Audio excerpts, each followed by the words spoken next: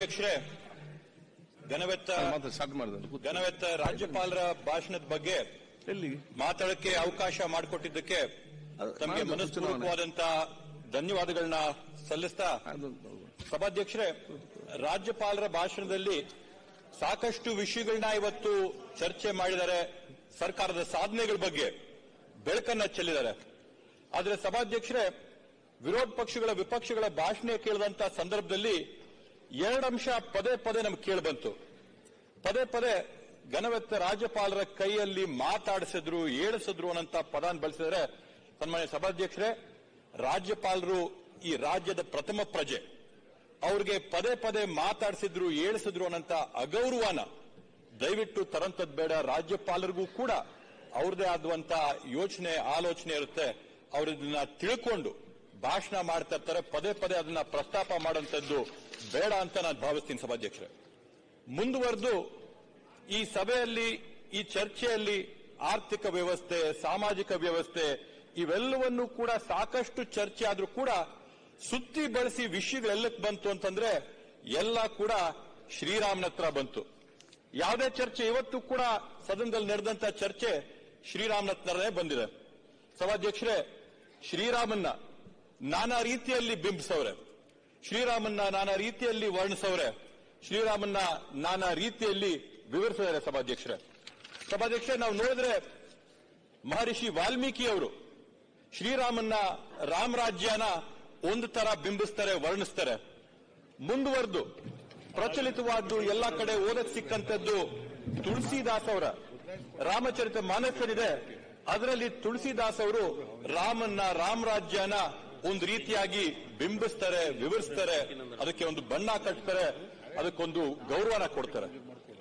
ನಮ್ಮ ಕರ್ನಾಟಕ ರಾಜ್ಯದ ರಾಷ್ಟ್ರ ಕವಿಗಳಾಗಿದ್ದಂತ ಕುವೆಂಪು ಅವರು ಕೂಡ ಶ್ರೀರಾಮಾಯಣ ದರ್ಶನದಲ್ಲಿ ಅವ್ರದ್ದೇ ಆದಂತ ಅನಿಸಿಕೆಯ ಪ್ರಕಾರವಾಗಿ ರಾಮನ್ನಾಗಿರ್ಬೋದು, ರಾಮ್ ರಾಜ್ಯದ ವಿವರಗಳಾಗಿರ್ಬೋದು ನಮ್ಮೆಲ್ಲರ ಜೊತೆಗೂ ಕೂಡ ಹಂಚಿಕೊಳ್ತಾರೆ. ಆದ್ರಿಂದ ಸಭಾಧ್ಯಕ್ಷರೇ, ರಾಮನ ನಾವು ನಾನಾ ರೀತಿಗಳಲ್ಲಿ ನೋಡಬಹುದು, ನಾನಾ ರೀತಿಗಳಲ್ಲಿ ಬಿಂಬಿಸಬಹುದು, ನಾನಾ ರೀತಿಗಳಲ್ಲಿ ವರ್ಣಿಸಬಹುದು. ನಮ್ಗೆ ಮತ್ತೆ ವಿಪಕ್ಷಗಳಲ್ಲಿ ಇಷ್ಟು ಸಂಘರ್ಷ, ಇಷ್ಟು ಗಲಾಟೆ, ಇಷ್ಟು ಚರ್ಚೆಗಳು ನಡೀತಾ ಇದೆ ಅಂದ್ರೆ ನನ್ನ ಒಂದು ಭಾವನೆ, ನನ್ನ ಒಂದು ಅನಿಸಿಕೆ ಅಂದ್ರೆ ನಾವು ರಾಮನ್ನ ಯಾವ ದೃಷ್ಟಿಕೋನದಿಂದ ನಾವು ನೋಡ್ತಾ ಇದೀವ ಅನ್ನೋದ್ರಿಂದ ಈ ಎರಡು ಚರ್ಚೆಗಳಾಗ್ತಿರ್ತಕ್ಕಂಥದ್ದು. ಸನ್ಮಾನ್ಯ ಸಭಾಧ್ಯಕ್ಷರೇ, ನಾನಾದ್ರೂ ಭಾವಿಸಿದ್ದೀನಿ ಶ್ರೀರಾಮನ್ನ ನಾವು ಯಾವ ತರ ನೋಡಿದೀವಿ ಅಂದ್ರೆ ಮಹಾತ್ಮ ಗಾಂಧೀಜಿ ಅವರ ಕಲ್ಪನೆ, ರಾಮ ಮತ್ತೆ ರಾಮರಾಜ್ಯ ಅಂತ ಮಹಾತ್ಮ ಗಾಂಧೀಜಿ ಅವರ ಕಲ್ಪನೆ ಏನಿತ್ತೋ ಆ ಒಂದು ಕಲ್ಪನೆಯ ಅಡಿಯಲ್ಲಿ ಇವತ್ತು ನಾವು ಶ್ರೀರಾಮನ್ನ ನೋಡ್ತಾ ಇದೀವಿ. ವಿರೋಧ ಪಕ್ಷಗಳು, ವಿಪಕ್ಷಗಳು ಶ್ರೀರಾಮನ್ನ ಬೇರೆ ರೀತಿಯಲ್ಲಿ ನೋಡಬಹುದು. ಬಹುಶಃ ಸವರ್ಕರ್ ಅವರು ಅಥವಾ ಗೋಲ್ವಾರ್ಕರ್ ಅವರ ದೃಷ್ಟಿಯಿಂದ ಶ್ರೀರಾಮನ್ನ ನೋಡಬಹುದು.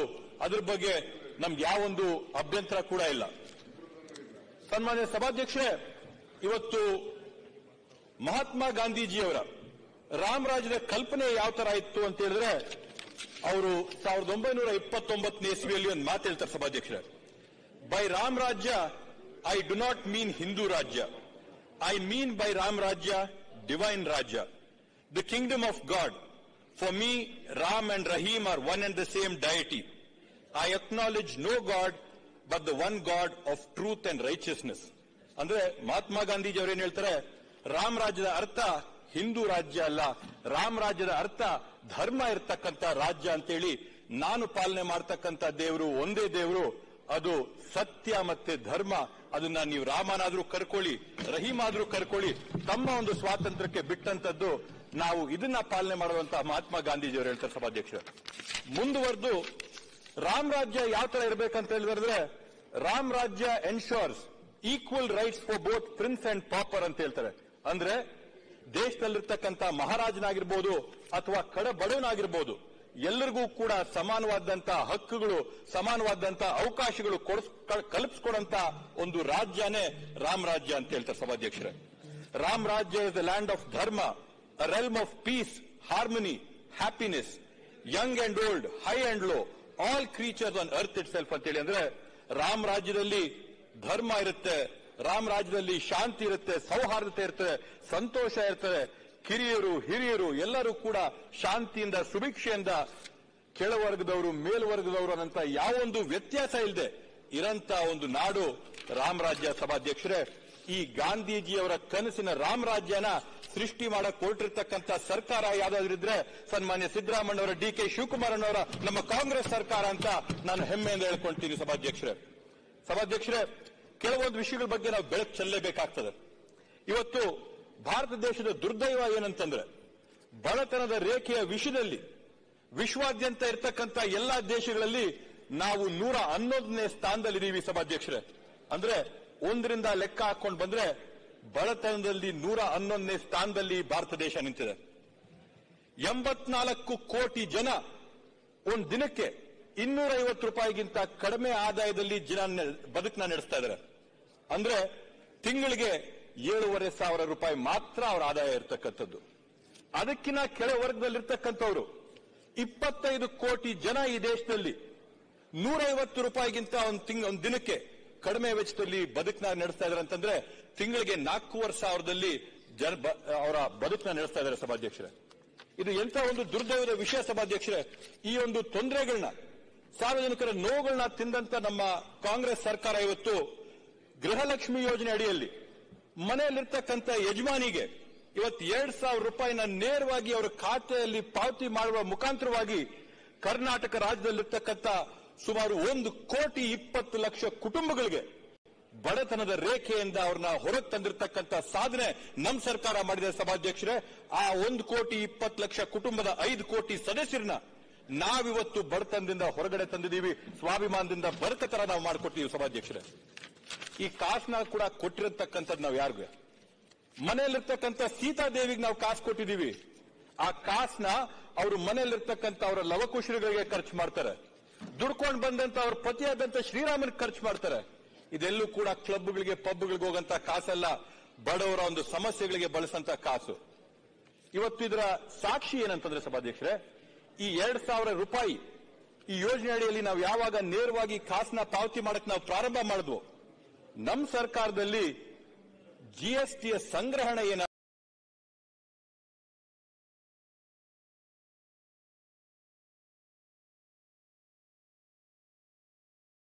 ಒಂದು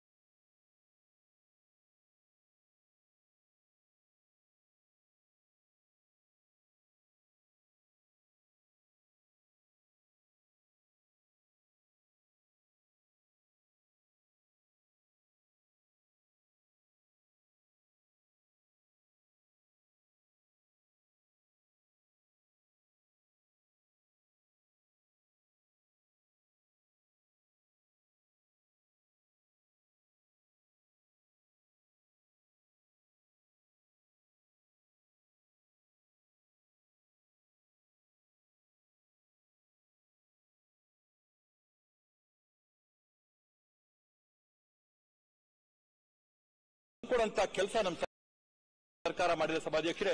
ಈ ರೀತಿಯಲ್ಲಿ ಬಡತನ ನಿರ್ಮೂಲನೆ ಮಾಡುವಂತದ್ದು, ಹೊಟ್ಟೆ ಹಸುವಿನ ನಿರ್ಮೂಲನೆ ಮಾಡುವಂತದ್ದು, ಜನಕ್ಕೆ ಸ್ವಾಭಿಮಾನ ಧೈರ್ಯನ ತಂದ್ಕೊಡುವಂತದ್ದು, ಇದೆಲ್ಲ ರಾಮರಾಜ್ಯದ ಕಡೆಗೆ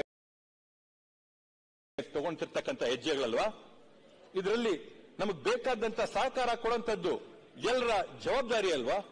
ನಾವು ಇದರಲ್ಲಿ ಏನಾದರೂ ಪಕ್ಷಪಾತ ಮಾಡಿದೀವ? ಜಾತಿ ಮತ ಭೇದ ಭಾವ ಧರ್ಮ ನೋಡಿ ನಾವು ಇವತ್ತು ಈ ಭಾಗಿಗಳನ್ನ ಕೊಟ್ಟಿದೀವ? ಎಲ್ಲರಿಗೂ ಕೂಡ ಯಾರು ಅರ್ಹ ಪಡಿತರಿದಾರೋ ಎಲ್ಲರಿಗೂ ಕೂಡ ನಾವು ಈ ಸಮಾನವಾಗಿ ಹಂಚಂತ ಕೆಲಸ ಮಾಡಿದೀವಿ. ಸಮಾಜನೇ ಏಳಿಗೆ ಮಾಡಂತ ಕೆಲಸನ ಇವತ್ತು ನಮ್ಮ ಸರ್ಕಾರ ಮಾಡಿದೆ ಸಭಾಧ್ಯಕ್ಷರೇ.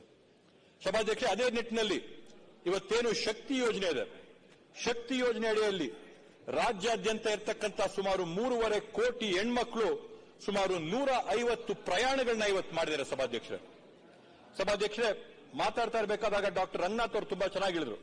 50 ರೂಪಾಯಿನ ಬೆಲೆ ಏನು ಅಂತಂದ್ರೆ ಒಂದು ಗ್ರಾಮಕ್ಕೆ ಹೋಗಿ ಒಂದು ದಿನ ಇದ್ ಬನ್ನಿ, 50 ರೂಪಾಯಿನ ಬೆಲೆ ಏನು ಅಂತ ಗೊತ್ತಾಗುತ್ತೆ.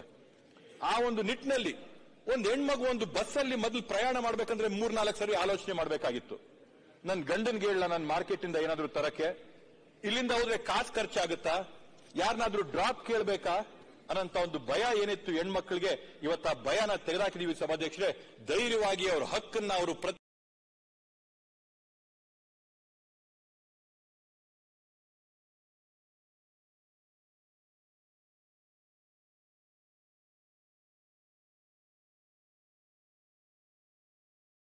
ಮಹಿಳೆಯರನ್ನ ಪುರುಷರನ್ನ ಸಮಾನವಾದಂತ ಒಂದು ಸಮಾಜ ಸೃಷ್ಟಿ ಮಾಡಂತ ಒಂದು ಪ್ರಯೋಜನ, ಮಹಿಳೆಯರ ಸಬಲೀಕರಣ ಮಾಡಂತ ಒಂದು ಪ್ರಯೋಗನ ಇವತ್ತು ನಮ್ಮ ಸರ್ಕಾರ ಮಾಡಿದೆ ಅಂತಲ್ಲ, ಯಶಸ್ವಿಯಾಗಿ ಮಾಡಿದೆ ಅಂತ ನಾನು ಘಂಟಾಘೋಷವಾಗಿ ಹೇಳ್ತೀನಿ. ಯಾಕಂದ್ರೆ ಇವತ್ತು ಈ ಪ್ರಯಾಣಗಳ ಒಂದು ಪರಿಣಾಮದಿಂದ ಸರ್ಕಾರ ಇವತ್ತು 1550 ಹೊಸ ಬಸ್ಸುಗಳನ್ನ ಇವತ್ತು ಕೊಂಡ್ಕೋತಾ ಇದೆ.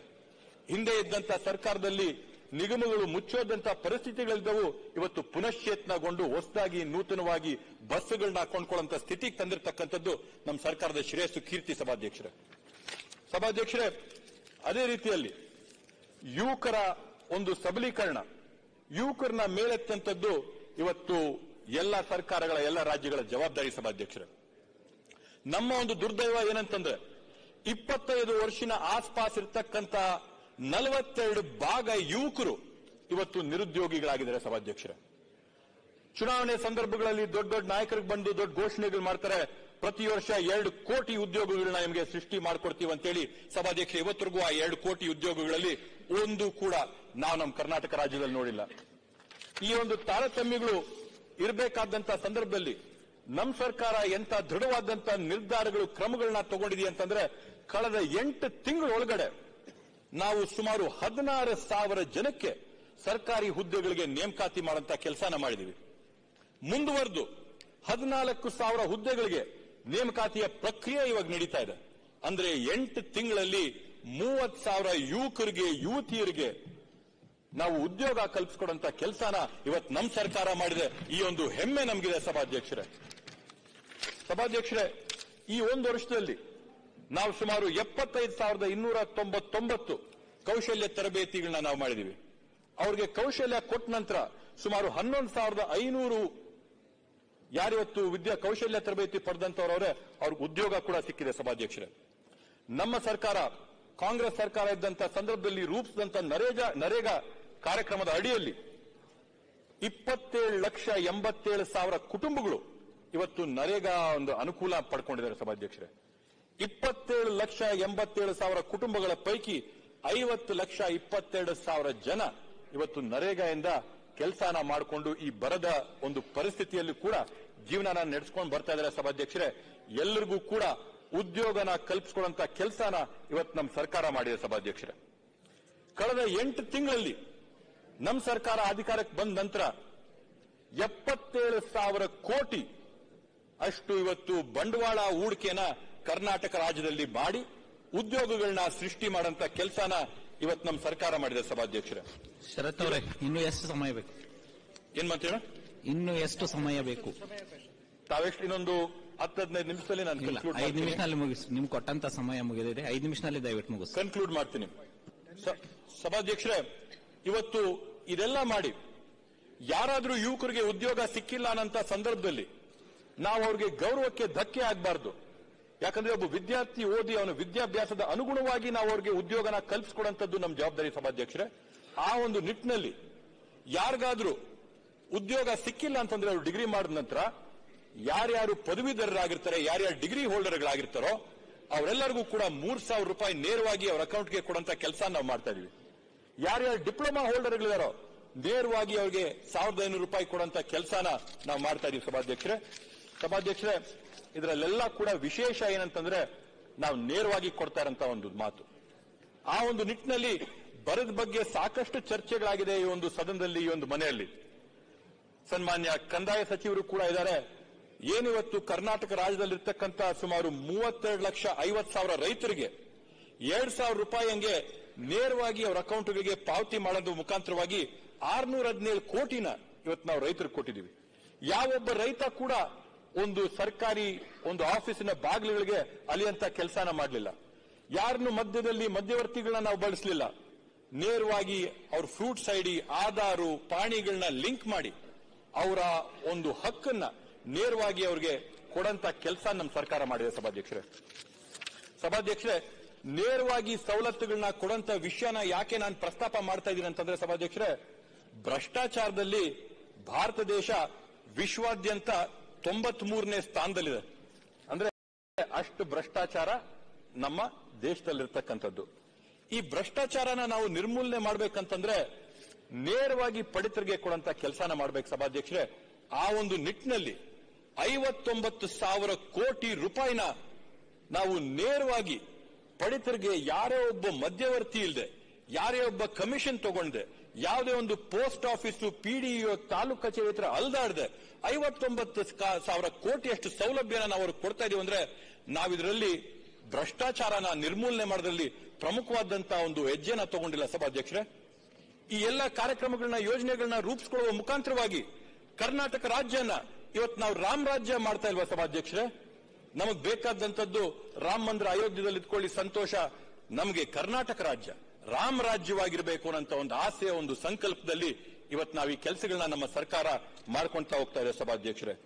ಬಹುಶಃ ನಾನಾದ್ರೂ ಭಾವಿಸ್ತೀನಿ, ವಿಶ್ವದಲ್ಲೇನೆ ಇಂಥ ಒಂದು ಕೆಲಸ ಬಹುಶಃ ಬೇರೆ ಯಾರೂ ಕೂಡ ಮಾಡಿಲ್ಲ ಅಂತ ಒಂದು ಡೈರೆಕ್ಟ್ ಡೆಪಾಸಿಟ್ ಸ್ಕೀಮ್. ಈ ಸಾರ್ವತ್ರಿಕ ಒಂದು ಏನು ಬೆಂಬಲ ಒಂದು ವೇತನ ಇದೆ, ಯೂನಿವರ್ಸಲ್ ಬೇಸಿಕ್ ಇನ್ಕಮ್ ಅಂತ ಏನಿದೆ, ಈ ಕಾನ್ಸೆಪ್ಟ್ ನಿಜವಾಗ್ಲೂ ಶ್ಲಾಘನೀಯ. ಇದರಲ್ಲೆಲ್ಲ ಎಲ್ಲಕ್ಕಿಂತ ಬೇಜಾರು ಅಂದ್ರೆ ಸಭಾಧ್ಯಕ್ಷರೇ, ನಮ್ಮ ಕನ್ನಡಿಗರ ಒಂದು ಮನೋಭಾವ. ನೀವು ಕೇಂದ್ರದಲ್ಲಿ ನೋಡಿ, ಅವರೊಂದು ಚಿಕ್ಕ ಕಾರ್ಯಕ್ರಮ ಮಾಡಿದ್ರು ಕೂಡ ಅದಕ್ಕೆ ಇಷ್ಟು ಪ್ರಚಾರ ತಗೋತಾರೆ. ಆದ್ರೆ ನಾವು ಈ ರಾಜ್ಯದಲ್ಲಿ ಇಷ್ಟು ದೊಡ್ಡ ಒಂದು ಕಾರ್ಯಕ್ರಮನ ಕೊಟ್ಟಿದ್ದೀವಿ, ತಗೊಂಡಿದ್ದೀವಿ. ಆದ್ರೆ ನಮ್ ದುರ್ದೈವ, ನಮ್ಗಿಷ್ಟು ಕೂಡ ಪ್ರಚಾರ ಸಿಗ್ತಾ ಇಲ್ಲ. ಕನ್ನಡಿಗರ ನಮ್ಮ ಒಂದು ಸಂಕೋಚದ ಸ್ವಭಾವದಿಂದ ನಾವು ಮಾಡಿದಂತ ಸಾಧನೆ ನಾವು ಹೇಳಾರ್ತೀವಿ ಸಭಾಧ್ಯಕ್ಷರೇ. ಇದಕ್ಕೊಂದು ಸಣ್ಣ ಉದಾಹರಣೆ ಕೊಡ್ಬೇಕಂತಂದ್ರೆ, ಕೆಸಿ ವ್ಯಾಲಿ ಯೋಜನೆಯಲ್ಲಿ ಸನ್ಮಾನ್ಯ ಸಿದ್ದರಾಮಯ್ಯ ಅವರ ನೇತೃತ್ವದ ಸರ್ಕಾರದಲ್ಲಿ ಕೆಸಿ ವ್ಯಾಲಿ ಯೋಜನೆ ನಾವು ಮಾಡಿ ಬೆಂಗಳೂರಲ್ಲಿರ್ತಕ್ಕಂಥ ತ್ಯಾಜ್ಯ ನೀರ್ನ ನಾವು ಕೋಲಾರ, ಚಿಕ್ಕಬಳ್ಳಾಪುರ ಈ ಭಾಗಗಳಲ್ಲಿ ಕೆರೆಗಳನ್ನ ನೀರು ತುಂಬಿಸಿ ಅಂತರ್ಜಲನ ವೃದ್ಧಿ ಮಾಡಿರ್ತಕ್ಕಂಥದ್ದನ್ನ ಯುನೈಟೆಡ್ ನೇಷನ್ಸ್ ಅವರು ಬಂದು ಮೆಚ್ಚಿದ್ದಾರೆ. ಯುನೈಟೆಡ್ ನೇಷನ್ಸ್ ಬಂದಿದ್ದನ್ನ ನೋಡ್ಕೊಂಡೋಗಿ ನೀವು ಮಾಡಿರ್ತಕ್ಕಂಥ ಕಾರ್ಯಕ್ರಮ ಪಾರದರ್ಶಕವಾದಂತ, ಪ್ರಾಮಾಣಿಕವಾದಂತ, ಐತಿಹಾಸಿಕವಾದಂತ ಕಾರ್ಯಕ್ರಮ ಅಂತೇಳಿ ಯುನೈಟೆಡ್ ನೇಷನ್ಸ್ ಅವರು ಹೇಳ್ತಾರೆ. ಆದ್ರೆ ಯಾಕೋ ನಾವು ಅದನ್ನ ಎದೆ ತಟ್ಟಿ ಹೇಳೋದ್ರಲ್ಲಿ ನಮಗೆ ಸಂಕೋಚ ಸಭಾಧ್ಯಕ್ಷರೇ.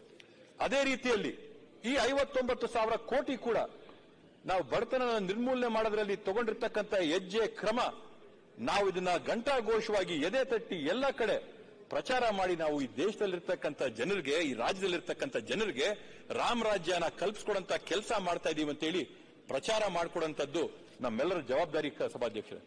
ಇವತ್ತು ಮಾತಾಡಿದಂತ ಸಂದರ್ಭದಲ್ಲಿ ಎಲ್ಲರೂ ಕೂಡ ಬೇರೆ ಬೇರೆ ಚರ್ಚೆಗಳಾಯ್ತು. ಕೇಂದ್ರದಿಂದ ನಮಗೆ ಯಾವ ರೀತಿಯಾದಂತ ಲೋಪಗಳಾಗಿದೆ, ಕೇಂದ್ರದಿಂದ ನಮಗೆ ಯಾವ ರೀತಿಯಾದಂತ ಕೋತಾಗಳಾಗಿವೆ ಅಂತೇಳಿ ಎದ್ದು ಕಾಣ್ತಾ ಇದೆ ಸಭಾಧ್ಯಕ್ಷರೇ. ಮೊನ್ನೆ ನಾವು ದೆಹಲಿಗೆ ಹೋದಂತ ಸಂದರ್ಭದಲ್ಲಿ ಒಂದು ಅಂಕೆ ಎದ್ದು ನಿಲ್ತದೆ. 1,87,000 ಕೋಟಿಯಷ್ಟು ಕೇಂದ್ರ ಸರ್ಕಾರದಿಂದ ಇವತ್ತು ಕರ್ನಾಟಕ ರಾಜ್ಯ ಸರ್ಕಾರಕ್ಕೆ ಕಡತ ಆಗಿದೆ.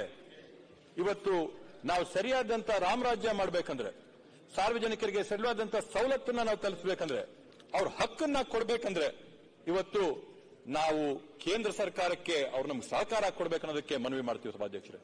14-15 ಹಣಕಾಸಲ್ಲಾದಂತ ಅನ್ಯಾಯಗಳು ನಾವು ನೋಡಿದೀವಿ. 1% ಕಡತ ಆಗಿದ್ರನ್ನ ನಾವು ನೋಡಿದೀವಿ. ರಾಷ್ಟ್ರ ಪುರಸ್ಕೃತ ಯೋಜನೆಗಳು ಭದ್ರಾ ಮೇಲ್ದಂಡೆ ಆಗಿರ್ಬೋದು, ಅದರಿಂದ ನಮಗಾಗಿರ್ತಕ್ಕಂಥ ತೊಂದರೆಗಳನ್ನ ಸಾಕಷ್ಟು ಜನ ಪ್ರಸ್ತಾಪ ಮಾಡಿದ್ದಾರೆ. ಅದೇ ರೀತಿಯಲ್ಲಿ ಮಾದಾಯಿ ಆಗಿರ್ಬೋದು, ಮೇಕೆದಾಟ ಆಗಿರ್ಬೋದು, ಈ ಎಲ್ಲಾ ಯೋಜನೆಗಳಿಗೂ ಕೂಡ ಕೇಂದ್ರ ನಮ್ಮ ಸಹಕಾರಕ್ಕೆ ಬಂದು ನಿಲ್ಬೇಕು ಅನ್ನೋದಕ್ಕೆ ನಾವಿವತ್ತು ಮನವಿ ಮಾಡ್ಕೊಂತೀವಿ ಸಭಾಧ್ಯಕ್ಷೆ. ಆ ಒಂದು ನಿಟ್ಟಿನಲ್ಲಿ 14ನೇ ಹಣಕಾಸಲ್ಲಾದ್ರೂ ಕೂಡ ನಮಗೆ ತೊಂದರೆ ಆಗಬಾರ್ದು, ಲೋಪ ಆಗಬಾರ್ದು, ಕೋತ ಆಗಬಾರ್ದು ಅನ್ನೋ ನಿಟ್ಟಿನಲ್ಲಿ ನಾವೆಲ್ಲರೂ ಕೂಡ 224 ಶಾಸಕರುಗಳೇನು ನಾವು ಕೂತಿದೀವಿ, ಪಕ್ಷಾತೀತವಾಗಿ ಒಂದು ನಿರ್ಣಯ ಮಾಡಿ ಕೇಂದ್ರ ಸರ್ಕಾರಕ್ಕೆ ಒತ್ತಾಯ ಮಾಡಿ ನಮ್ಮ ಹಕ್ಕನ್ನ ನಮಗೆ ಕೊಡಬೇಕು ಅನ್ನೋಂತ ಒಂದು ನಿಟ್ಟಿನಲ್ಲಿ ಒಂದು ಹೋರಾಟ ಈ ಒಂದು ಸದನದಿಂದ ಪ್ರಾರಂಭ ಆಗಬೇಕು ಅಂತ ತಮ್ಮಲ್ಲಿ ಪ್ರಸ್ತಾಪ ಮಾಡ್ತೀನಿ ಸಭಾಧ್ಯಕ್ಷರೇ. ಇವತ್ತು ಆರ್ಥಿಕ ಪರಿಸ್ಥಿತಿ ಯಾವ ತರ ಆಗಿದೆ ಅಂತಂದ್ರೆ, ನಾವು ಕನ್ನಡಿಗರು ಒಂದು ಶಿಸ್ತನ್ನ ಕಾಪಾಡಿಕೊಂಡಿದ್ದಕ್ಕೆ, ನಮ್ಮ ಜನಸಂಖ್ಯೆನ ಒಂದು ನಿಯಂತ್ರಣದಲ್ಲಿ ಇಟ್ಕೊಂಡಿದ್ದಕ್ಕೆ, ಅರಣ್ಯ ಪ್ರದೇಶಗಳನ್ನ ವೃದ್ಧಿ ಮಾಡಿದ್ದಕ್ಕೆ ಇವತ್ತು ನಮಗೆ ಕೊಡ್ತಿರ್ತಕ್ಕಂಥ ಬಹುಮಾನ ಏನಂತಂದ್ರೆ ನಮ್ಮ ಅನುದಾನಗಳ, ನಮ್ಮ ತೆರಿಗೆಯ ಪಾಲಲ್ಲಿ ಕಡಿತ ಆಗ್ತಾ ಇದೆ ಸಭಾಧ್ಯಕ್ಷರೇ. ₹100 ನಾವು ಸಂಪಾದನೆ ಮಾಡಿ ಕೇಂದ್ರಕ್ಕೆ ಕಳಿಸಿದಂತ ಸಂದರ್ಭದಲ್ಲಿ ನಮಗೆ ವಾಪಸ್ ಬರ್ತಾ ಇರತಕ್ಕಂಥದ್ದು ಕೇವಲ ₹13 ಮಾತ್ರ. 4.5 ಲಕ್ಷ ಕೋಟಿ ರೂಪಾಯಿಯಷ್ಟು ತೆರಿಗೆಗಳನ್ನ ಈ ಒಂದು ಕರ್ನಾಟಕ ರಾಜ್ಯ ಕೇಂದ್ರಕ್ಕೆ ಕಳಿಸಿದ್ರೆ ನಮಗೆ ವಾಪಸ್ ಬರ್ತಾ ಇರತಕ್ಕಂಥದ್ದು 50 ರಿಂದ 52 ಸಾವಿರ ಕೋಟಿ ಮಾತ್ರ. ಆದ್ರೆ ಬೇರೆ ರಾಜ್ಯಗಳಲ್ಲಿ ಎಲ್ಲಿ ಜನಸಂಖ್ಯೆ ಬೆಳೆದಿದೆ, ಎಲ್ಲಿ ಅವರು ಕೊಟ್ಟಂತ ನಿಯಮಗಳನ್ನ, ಕಾನೂನುಗಳನ್ನ ಗೌರವಿಸದೆ ಅವರಲ್ಲಿ ಅರಣ್ಯಗಳನ್ನ ನಾಶ ಮಾಡಿಕೊಂಡು ಬೆಳೀತಾ ಹೋಗಿದೆ, ಆ ಒಂದು ಪ್ರದೇಶಗಳಿಗೆ ಕೊಟ್ಟ ₹100ಗೆ ₹330 ಒಂದು ರಾಜ್ಯದಲ್ಲಿ, ಇನ್ನೊಂದು ರಾಜ್ಯದಲ್ಲಿ ಕೊಟ್ಟಂತ ₹100ಗೆ ₹450 ಪ್ರಮಾಣದಲ್ಲಿ ಕೇಂದ್ರ ಸರ್ಕಾರದ ಅನುದಾನ ಹೋದ್ರೆ ಇದು ತಾರತಮ್ಯ ಅಲ್ವಾ ಸಭಾಧ್ಯಕ್ಷರೇ? ಮಲತಾಯಿ ಧೋರಣೆ ಅಲ್ವಾ ಸಭಾಧ್ಯಕ್ಷರೇ ಇದು? ಈ ರೀತಿಯಾದಂತ ಅನ್ಯಾಯಗಳನ್ನ ಕರ್ನಾಟಕ ರಾಜ್ಯದ ಪ್ರಜೆಗಳು ಮೂಕರಾಗಿ ಕೂತ್ಕೊಂಡು ಸಹಿಸಬೇಕಾಗಿದೆ ಸಭಾಧ್ಯಕ್ಷರೇ. ಇದರ ಬಗ್ಗೆ ಸದನದಿಂದಾನೇ ಒಂದು ನಿರ್ಣಯ ಹೊರಡಬೇಕು. ಕರ್ನಾಟಕ ರಾಜ್ಯದ ಪ್ರಜೆಗಳ ಹಿತಕ್ಕಾಗಿ ಹೋರಾಟನ 224 ಶಾಸಕರುಗಳು ಪಕ್ಷಾತೀತವಾಗಿ ನಾವು ಮಾಡ್ತೀವನ್ನಂತ ನಿಟ್ಟಿನಲ್ಲಿ ಒಂದು ತೀರ್ಮಾನ ಆಗ್ಬೇಕು ಸಭಾಧ್ಯಕ್ಷರೇ. ಕಡೆಗೆ ಮುಗಿಸಕ್ ಮೊದಲು ಸಭಾಧ್ಯಕ್ಷರೇ, ಕರ್ನಾಟಕ ಒಂದು ರೈಲ್ವೆ ಇಂಜಿನ್ ಆದ್ರೆ, ಒಂದು ರೈಲ್ವೆ ಆಗಿ ಒಂದು ರೈಲ್ ಆಗಿದ್ರೆ ಅದರ ಇಂಜಿನ್ ಏನೇ ಬೆಂಗಳೂರು ಸಭಾಧ್ಯಕ್ಷರೇ. ಕಳೆದ 3-4 ವರ್ಷಗಳಲ್ಲಿ ಬೆಂಗಳೂರಿಗೆ ಸಮರ್ಪಕವಾದಂತಹ ನಾಯಕರಿರಲಿಲ್ಲ, ಅದಕ್ಕೆ ಬೇಕಾದಂತ ಪರಿಕಲ್ಪನೆ ಇರಲಿಲ್ಲ. ಇವತ್ತು ಬೆಂಗಳೂರಿಗೆ ತನಗೆ ಬೇಕಾದಂತ ಒಳ್ಳೆ ಸಂಕಲ್ಪ, ಒಳ್ಳೆ ಸಮರ್ಪಕವಾದಂತ ನಾಯಕರಿದ್ದಾರೆ, ದೂರದೃಷ್ಟಿಯ ಯೋಜನೆಗಳನ್ನ ಮಾಡ್ತಾ ಇದ್ದಾರೆ. ವಿರೋಧ ಪಕ್ಷದ ನಾಯಕರು ಮಾತಾಡಬೇಕಾದಂತ ಸಂದರ್ಭದಲ್ಲಿ ಗುಂಡಿ ಮುಚ್ಚಿ ಅಂತ ಹೇಳಿದ್ರು ಸಭಾಧ್ಯಕ್ಷರೇ. ಗುಂಡಿನೂ ಮುಚ್ತೀವಿ, ಆದ್ರೆ ಬೆಂಗಳೂರು ಅಭಿವೃದ್ಧಿ ಆಗ್ಬೇಕಂದ್ರೆ, ಈ ಇಂಜಿನ್ ಈ ರಾಜ್ಯ ನೆಳಿಬೇಕಂದ್ರೆ, ಈ ದೇಶನ ಪ್ರಗತಿ ಕಡೆ ತಗೊಂಡೋಗ್ಬೇಕಂದ್ರೆ 5 ವರ್ಷದ ಕಲ್ಪನೆ, 10 ವರ್ಷದ ಕಲ್ಪನೆ, 20 ವರ್ಷದ ಕಲ್ಪನೆ ಇರ್ತಕ್ಕಂಥ ನಾಯಕತ್ವ ಬೇಕಾಗಿದೆ. ಆ ನಾಯಕತ್ವ ನಮ್ಮ ಉಪಮುಖ್ಯಮಂತ್ರಿಗಳಾದಂತಹ ಸನ್ಮಾನ್ಯ ಡಿ.ಕೆ. ಶಿವಕುಮಾರ್ ಅವರು ಈ ಒಂದು ಬೆಂಗಳೂರು ನಗರಕ್ಕೆ ಕೊಡ್ತಾರಂತ ಸಂಪೂರ್ಣವಾದಂತ ವಿಶ್ವಾಸ ನಮಗಿದೆ. ನಾವು ಟನಲ್ನು ಮಾಡ್ತೀವಿ, ಮೆಟ್ರೋನು ಮಾಡ್ತೀವಿ, ನಮ್ಮ ಬ್ರಿಡ್ಜ್ ಕಟ್ತೀವಿ, ಎಲ್ಲ ಮಾಡ್ತೀವಿ. ಬೆಂಗಳೂರಿನ ಒಂದು ಮಾದರಿ ನಗರವಾಗಿ ಮಾಡಕ್ಕೆ ಏನೇನೆಲ್ಲ ಮಾಡಬೇಕೋ ಅವೆಲ್ಲವನ್ನೂ ಕೂಡ ಮಾಡ್ತೀವಿ. ಮತ್ತೊಮ್ಮೆ ಬ್ರ್ಯಾಂಡ್ ಬೆಂಗಳೂರಿಗೆ ಗೌರವ ತಂದ್ಕೊಡುವಂತ ಕೆಲಸ ನಮ್ಮ ಸರ್ಕಾರ ಮಾಡುತ್ತಂತೇಳಿ ಈ ಸಂದರ್ಭದಲ್ಲಿ ನಾನು ಹೇಳ್ತಾ, ಇವತ್ತು ಏನು ರಾಜ್ಯಪಾಲರ ಭಾಷಣದ ಬಗ್ಗೆ ಮಾತಾಡಕ್ಕೆ ತಾವು ಅವಕಾಶ ಮಾಡಿಕೊಟ್ಟಿದ್ದೀರಾ, ತಮಗೆ ಮನಸ್ಪೂರ್ವಕವಾದಂತಹ ಧನ್ಯವಾದಗಳನ್ನ ಸಲ್ಲಿಸ್ತಾ ನನ್ನ ಮಾತುಗಳನ್ನ ಮುಗಿಸ್ತೀನಿ. ನಮಸ್ಕಾರ. ಸನ್ಮಾನ್ಯ ಕುಮಾರಸ್ವಾಮಿ ಅವರು. ಸನ್ಮಾನ್ಯ ಕುಮಾರಸ್ವಾಮಿ 15 ನಿಮಿಷದಲ್ಲಿ ಮುಗಿಸ್ಬಿಡ್ತೀನಿ. 15 ನಿಮಿಷದಲ್ಲಿ ಮುಗಿಸ್ತೀನಿ.